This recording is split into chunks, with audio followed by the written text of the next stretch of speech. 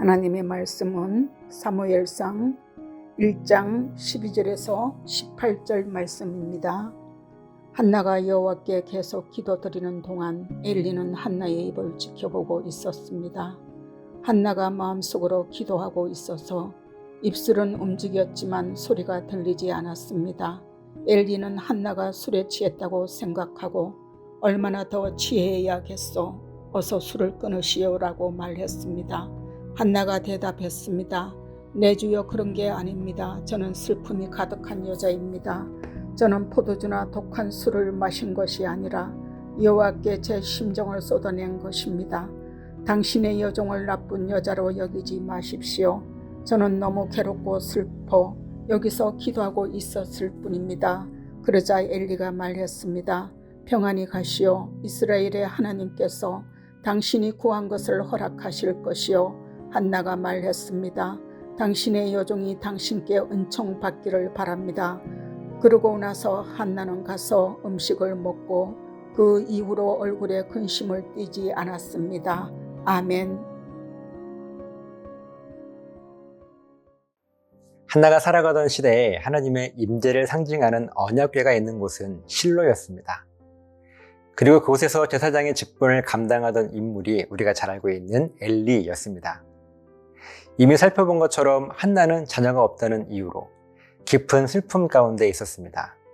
그러나 그 고통은 단순히 아이가 없다는 사실 때문만이 아니었습니다. 남편의 또 다른 아내 브닌나가 지속적으로 조롱하고 한나를 업신여겼기 때문입니다. 반복되는 비교와 멸시는 한나의 마음을 무너뜨렸습니다. 그런데 한나는 그 슬픔을 들고 어디로 향합니까? 바로 여호와의 성전으로 나아갑니다. 남편 엘가나는 한나를 사랑했고 제사를 드릴 때마다 2배의 몫을 주며 한나를 위로했지요. 그러나 사람의 따뜻함은 마음 깊은 곳에 박힌 근심의 뿌리를 뽑아내지는 못했습니다. 결국 한나는 하나님 앞에 서기로 결단합니다. 12절, 13절 말씀을 보면 한나는 계속 기도하고 있었고 엘리 제사장은 그 모습을 지켜보고 있었습니다. 입술은 움직이지만 소리는 들리지 않았습니다. 한나는 마음속으로 기도하고 있었습니다. 이것은 형식적인 기도가 아니었습니다. 간절함이 극에 달해 소리조차 낼 수 없는 상태였습니다. 내면이 무너진 자리에서 하나님께만 집중하고 있었습니다. 그러나 엘리 제사장은 한나가 기도하는 모습을 술에 취했다고 오해합니다. 그러면서 14절, 15절 말씀을 보면 엘리 제사장은 한나를 향하여 얼마나 더 취해야 하겠느냐고 꾸짖습니다. 슬픔을 토해내는 사람에게 돌아온 반응은 이해가 아니라 오해였습니다. 하지만 한나는 억울함 속에서도 침착하게 설명합니다. 자신은 술에 취한 것이 아니라 슬픔이 가득한 여인이며 포도주가 아니라 마음을 여호와께 쏟아낸 것이라고 고백합니다. 한나는 감정을 억누르지 않았고 사람에게 분노로 표출하지도 않았습니다. 하나님께 그대로 올려드렸습니다. 17절 말씀을 보면 엘리 제사장은 한나에게 축복의 말을 건넵니다. 이스라엘의 하나님께서 당신이 구한 것을 허락하실 것이라고 말이죠. 이 한마디가 한나의 상황을 즉시 바꾸어 놓은 것입니다. 아이가 당장 생긴 것도 아니고 브닌나의 태도가 달라진 것도 아닙니다. 그러나 18절 말씀을 보면 중요한 변화를 기록합니다. 한나는 가서 음식을 먹었고 그 이후로 얼굴에 근심을 띠지 않았습니다. 이 말씀은 단순히 겉으로 감정을 숨겼다는 뜻이 아닙니다.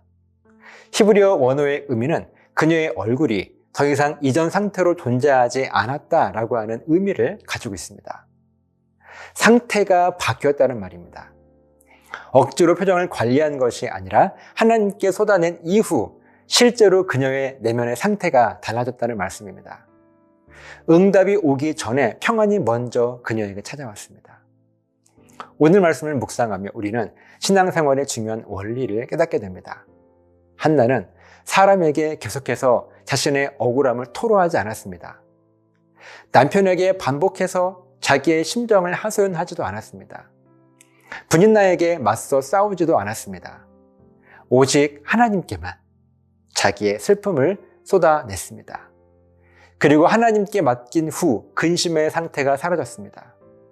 반면 우리는 어떻습니까? 마음이 힘들 때 가장 먼저 찾는 대상은 누구입니까?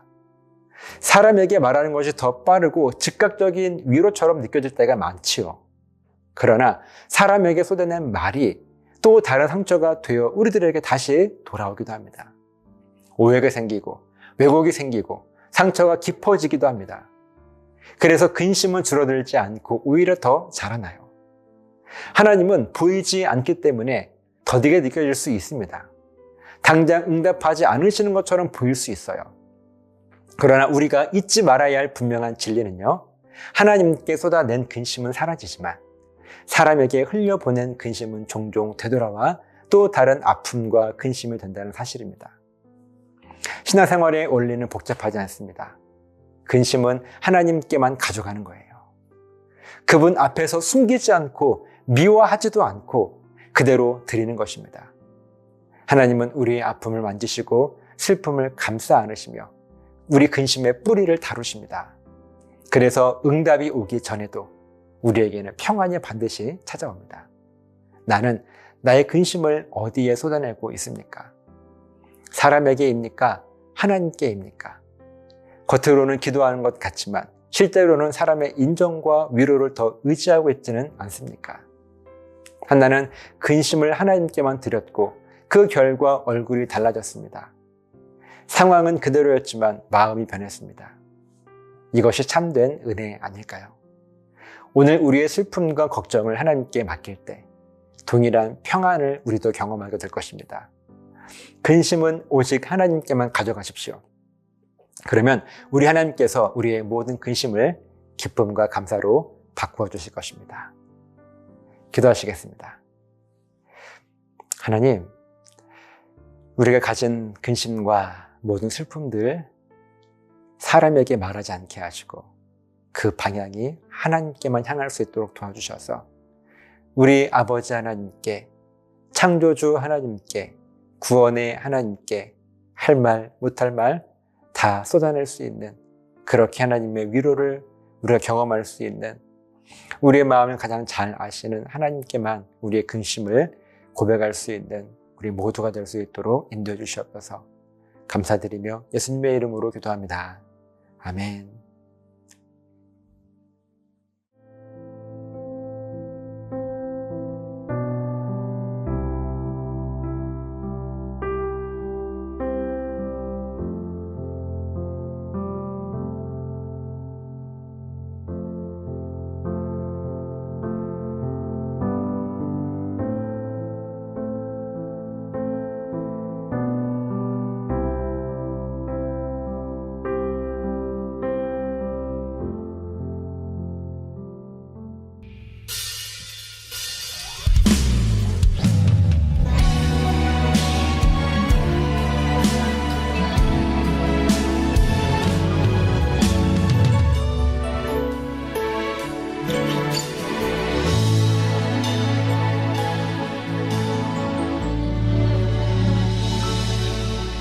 전능하신 나의 주 하나님은 능치 못하시